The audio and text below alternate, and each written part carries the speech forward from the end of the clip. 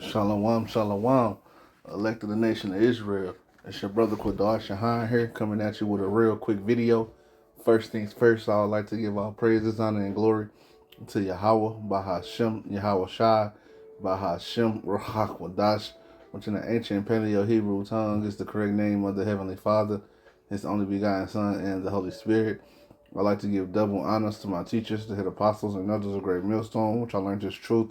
I want to send sincere salutations to the brothers pushing this truth all across the four winds in truth and sincerity. Shalom to you, brothers, and shalom to the Akim and Akwaf who's listening, learning, and studying to show themselves approved. Shalom. Today I'm going to get into a real quick video centered around the clip that one of the brothers from the Charlotte camp had on his page. And it's like a 4-minute video clip. And it's pretty much going into how Esau's been able to run circles around Jake, man. And not just Jake, just run circles around the masses of the world, period, you know. And that's all because, you know, they're weak in the mind. They're dumb in the mind. You know, they got brainwashed. That's why I'm going to get into a little quick precepts, just going into, you know, quick little lesson, sitting around a few precepts, just going into, you know, keep your mind. You know, keep your mind focused on what's really the matter. The real, which is, you know, salvation, which is seeking the Lord, which is Yahweh Why Yahweh Shah, man. And if you do that, you'll be able to see this devil coming. You'll be able to see the traps that he lays out. You'll be able to see how he's moving and how he's coming against you, because hey, these scriptures keep you focused, man. The scriptures give you wisdom, understanding, and knowledge. It's going to be the stability of the times, as the precept said, man. And we gotta move in that wisdom, and our minds gotta be strong. And going into your mind, that's going into your spirit and everything, man. And it gotta be strong in these times, because if you got a weak mind or weak spirit, hey, you're gonna get caught off guard. You know, you're gonna be just like one of these one of these other Jakes out here, regular Jake out here in the streets, just lost and don't know what's going on. You know, susceptible to anything. You know, but I'm gonna play this video. It's probably like a 4-minute clip. And then I'm gonna just grab a few precepts that just came to mind whenever I was listening to this, man. So without further ado, let's play the video.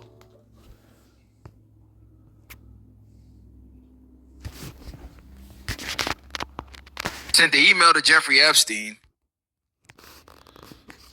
Just back up a little bit. You read the Epstein files. Jess Staley sent the email to Jeffrey Epstein, basically saying, man, we ain't afraid of no regular citizens revolting up against the elites. And you know why? Consumerism. He said, you want to know why we are not Sao Paulo? Watch the TV ads on the Super Bowl. It's all about hip blacks in hip cars with white women. The group that should be in the streets, basically revolting against us, has been bought off by Jay-Z. Basically, what he's saying is y'all are so consumed with consumerism, chasing these bitches, trying to be in fly cars, trying to be what you see on TV in these ads that we give to y'all, buying the products that we make and give to y'all.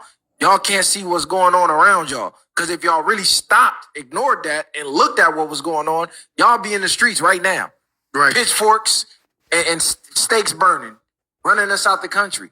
He said, man, we ain't worried about it. They slaves. They slaves. They slaves. I'm gonna stop it right there for a second. And that's totally true. People are so focused on the worldly things instead of things that's really like this truth, which really helps you, you know, in your walk day to day. That they easily to run circles around. And he said they're slaves, man. And that's why Jake haven't rose up. That's why Jake haven't turned back to the Lord. That's how like Jake haven't even like Jake just now starting to get mad at Esau, you know, and starting to realize he the problem. But like Jake should have been found out that, you know, that should have been like Esau is the problem. Don't try to be like him. Be as separate from him. And then, like, once you figure that out, you got to realize, hey, it ain't nothing we can do against Esau right now because the Lord is doing it. Let's come back to the Lord and let him do it. And he said they made Jake into a slave. This is like that they clone Tyrone movie, man.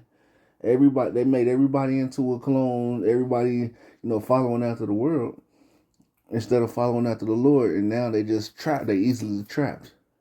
And that when he said that they're slaves, man, that made me think of a precept. Let me grab it real quick. This right here. This is Jeremiah 2, and I'm gonna start at 13. It says, "For my people have committed two evils. They have forsaken me, the fountains of living water. They have hewed them out cisterns, broken cisterns that can hold no water." So people forsake the Lord. And then they took on to Esau Edom's wickedness, man, which ain't nothing. It can't hold nothing. It don't hold no weight because it's nothing but folly and evil and wickedness, man.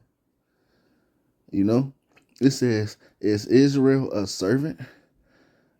Is he a homeborn slave?" It's question marks. Why is he spoiled? And yes, Israel is a servant. Israel is a homeborn slave. And yes, he is spoiled.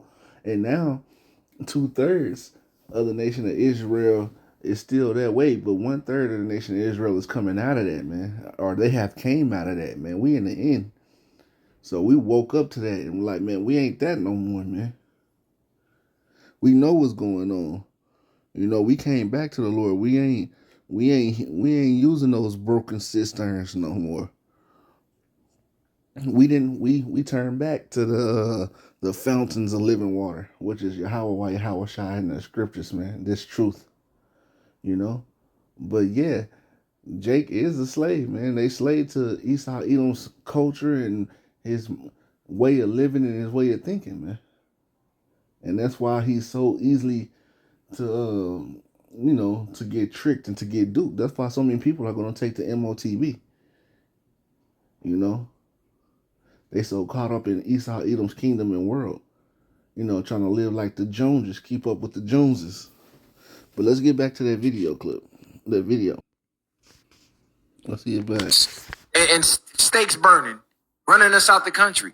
He said, man, we ain't worried about it. They slaves. They slaves. They slaves to consumerism. Let's talk about goy slop for a sec, right? So I've been an anti-Semite for about 5 years now. So I've been aware of all of the dog whistles and the goy slops and blah, blah, blah. Goy slop became a term of just things that are like unhealthy, not good for you, or just not good for your life. Like McDonald's is like goy slop, or watching Love Island, that's some good goy slop right there. Because the whole point is that it's supposed to weaken the minds of the goyim, right? But it's essentially that the Jews, this is what it stems for. It stems from the... And that's exactly the point. They want to weaken the mind of the people. Mainly Israel. But Esau, he took it further. He wanted to weaken the mind of everybody and only have a certain few people and to see the power in everybody else as slaves or cattle, which you get the word goyim from. Fact that the Jews are funneling garbage and slop to the goyim to make them fat and stupid. Consume the goy slop and get stupid so that the Jews could run everything. I would argue that the Jews would run everything anyways. I don't see the point of goy slop. Now it got mainstream. Majority of people probably don't even know what the goy part of goy slop means. They probably just know that it's just stuff that's bad for you. Before about... And that's the thing. They want to keep you stupid. And the scriptures help you strengthen your mind. It helps you gain wisdom. That's why they don't want that's why they took the scriptures and tried to teach it to you. In a way to where it's mythological. It's like fairy tale, or it's Greek mythology mixed in with everything, or just some bullshit, man. A fairy tale. Let's continue to play. Ideological subversion. That is a phrase that I'm afraid some Americans don't fully understand. When the Soviets use the phrase ideological subversion, what do they mean by it? Ideological subversion is the slow process which we call either ideological subversion or active measures, активные мероприятия in the language of the KGB, or psychological warfare. What it basically means is to change the perception of reality of every American to such an extent that despite of the abundance of information, no one is able to come to sensible conclusions in the interests of defending themselves, their families, their community, and their country. It's a great brainwashing process which goes very slow, and it's divided in 4 basic stages. The first one being demoralization. It takes from 15 to 20 years to demoralize a nation. Why that many years? Because this is the minimum number of years which requires to educate one generation of students in the country of your enemy, exposed to the ideology of the enemy. In other words, Marxism-Leninism ideology is being pumped into the soft heads of at least 3 generations of American students without being challenged or counterbalanced by the basic values of Americanism, American patriotism. The demoralization process in the United States is basically completed already. For the last 25 years, actually it's overfulfilled, because demoralization now reaches such areas where previously not even Comrade Andropov and all his experts would even dream of such a tremendous success. Most of it is done by Americans to Americans, thanks to lack of moral standards. As I mentioned before, exposure to true information does not matter anymore. A person who was demoralized is unable to assess true information. The facts tell nothing to him. Even if I shower him with information, with authentic proof, with documents, with pictures, even if I take him by force to the Soviet Union and show him concentration camp, he will refuse to believe it until he is going to receive a kick in his fat bottom. When a military Let's end it there. Stop it right there. But that's true, man, and that's called cognitive dissonance, man. Where you can shower somebody with so much facts and information, and they still don't want to believe it. They still set in their head, and it's done to and that's why they want to get rid of this last generation off right here. Like, what is that, Gen Z? Well, Gen Z. That's why they so fucked up. They want to get off. They want to get rid of the millennials.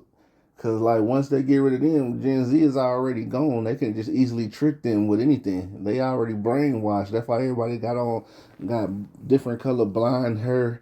Everybody got on glitter belts and everybody's androgynous. It's a lot of alphabet agenda going on. People like it's a lot of transformerism going on. It's just through out here moral decay. And he said a lot of this is Americans doing it to Americans, and yes, that's what they doing that, man. Because they want to get rid of the older generation, because we know what's right and what's wrong. The other generation is getting taught you can do whatever you want to do, and it's gonna just make it easier. So that's why I'm saying, like, the scriptures tell you that we gotta keep a strong mind, man, keep a strong spirit, so we won't get caught up in this mess, man. And we see everything that Esau Edom is doing, and that's the perks of being in this truth. Matter of fact, that just made me think of a precept. Let me grab it real quick. That made me think of 2 Corinthians. Let's grab that. Let's grab 2 Corinthians 2:11.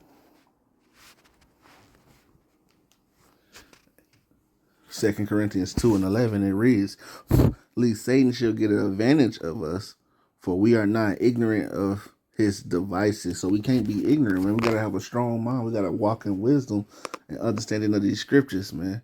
So so we won't let this devil take advantage of us, man. By his psyops and his mind control that he likes to try to play on the nations, man. It was another precept that came to mind also, Ephesians 6:10. And if you got your mind set on the Lord, hey, it's nothing you can do. It's nothing that Esau can do. He can't penetrate your mind and your spirit like that. It says, finally, my brethren, be strong. And if we got to do, we got to have strong minds, man, strong faith, strong spirits. You know, be strong in the Lord and in the power of his might. Put on the whole armor of Yahweh, that ye may be able to stand against the wiles of the devil, man. And that's exactly true. It says, for we wrestle not against flesh and blood, but against principalities, against powers, against the rulers of darkness of this world, against spiritual wickedness in high places. And that's exactly what you just heard. Esau Edom and his spiritual wickedness in high places, man. So, hey, we got to withstand the wiles of the devil. And by doing that, hey, we got to focus directly on this truth. You know, build up our mind, keep our mind strong. And the Lord always said that, man. Matter of fact, one of my favorite precepts about having a strong mind or keeping your mind always sharp and strong is 1 Peter. Because it just straight up told you. 1 Peter 1:13. And it says, wherefore gird up the loins of your mind, be sober, and hope to the end for the grace that is to be brought unto you at the revelation of Yahweh Shah Hamashiach, man. But it straight up said, gird up the loins of your mind. That means fortify your mind, strengthen your mind, get your mind ready for what's to come. You know, stop focusing on the world and what the world got to bring or what the world is going to bring, because that is going to just lead you into a trap. You focusing on, you know, some females or some money or a nigga or just any worldly thing, getting a bag or something, and that's just another trap that Esau Edom could use to catch you slipping, man.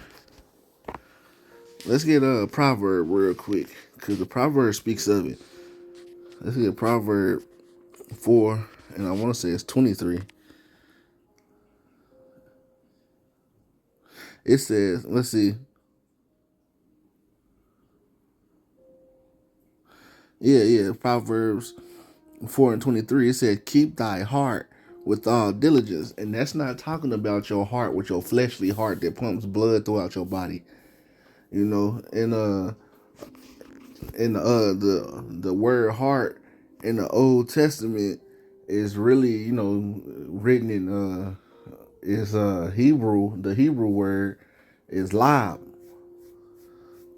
And that word goes back into your mind. It's your mind. So it's saying keep your mind with all diligence, man. For it says keep your mind with all diligence, for out of it are the issues of life, man. So if you want to seek life, salvation, hey, it's telling you to keep your mind sharp, man. Keep your mind. It says, put away from thee a forward mouth and a perverse lip, put far from thee, man.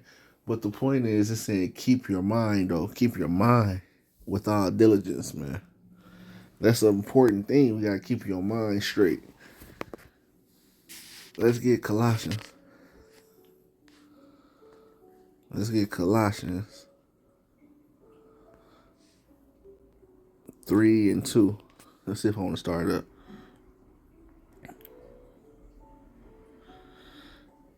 Nah, let's just get straight to the point. It says, set your affections on things above, not on things on the earth. For ye are dead, and your life is hid with Hamashiach and Yahweh, man. The point is, don't be focused on things of this world, man. It says set your mind on things above.